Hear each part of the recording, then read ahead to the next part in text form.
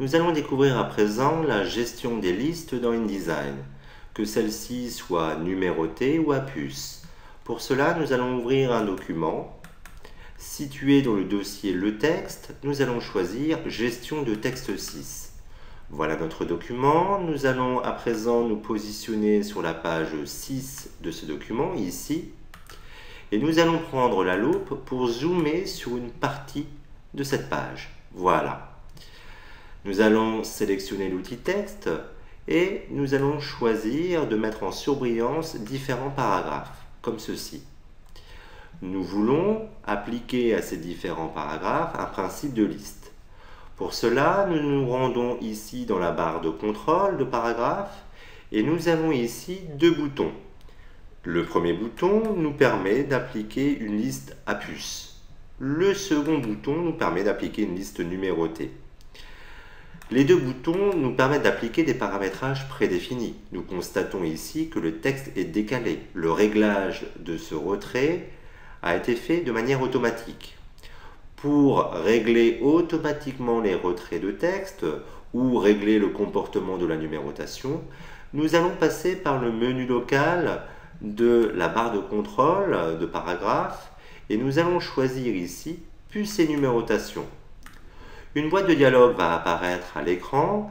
Nous allons immédiatement cocher l'option aperçue pour contrôler nos paramétrages avant validation.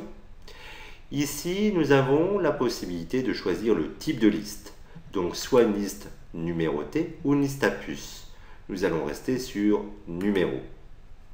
Ici, nous pouvons décider du format pour notre numérotation.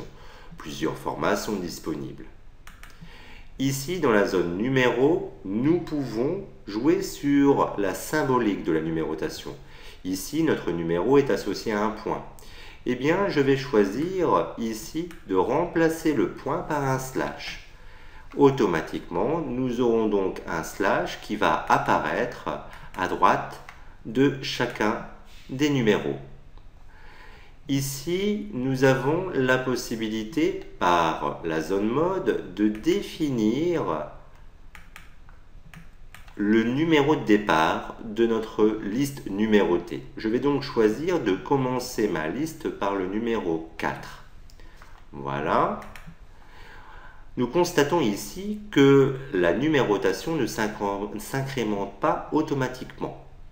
Si nous désirons incrémenter cette numérotation, c'est-à-dire avoir ici 4, puis 5, puis 6, nous allons, après coup, demander à notre logiciel de créer une suite par rapport au numéro précédent. Et là, l'incrémentation s'opère. Ici, nous avons la possibilité de jouer sur les alignements. Nous avons donc, grâce à cette zone, la possibilité de jouer avec les retraits. Les retraits peuvent être donc augmentés manuellement. Voilà, nous allons rester avec un retrait par défaut. Donc nous constatons par contre que cette zone n'est pas très évidente à régler. Nous verrons par la suite qu'il est peut-être plus facile de régler les retraits avec le principe des tabulations. Nous avons ici donc travaillé avec une liste numérotée. Nous allons annuler cette action et désactiver les numéros. Nous allons à présent sélectionner ici le titre Fondation de Rome. Ce titre sera à 11 points de taille et en petites majuscules. Donc je vais le formater. Je passe ici par les contrôles de caractères et je vais choisir ici donc une taille de 11 points. Et des petites majuscules en cliquant ici sur ce bouton. Nous voulons à présent choisir une puce pour ce titre.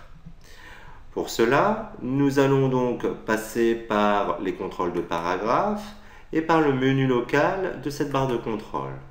Et nous allons choisir ici puce et numérotation. Notre boîte de dialogue apparaît à nouveau. Ici, nous allons choisir comme type de liste puce. Voilà.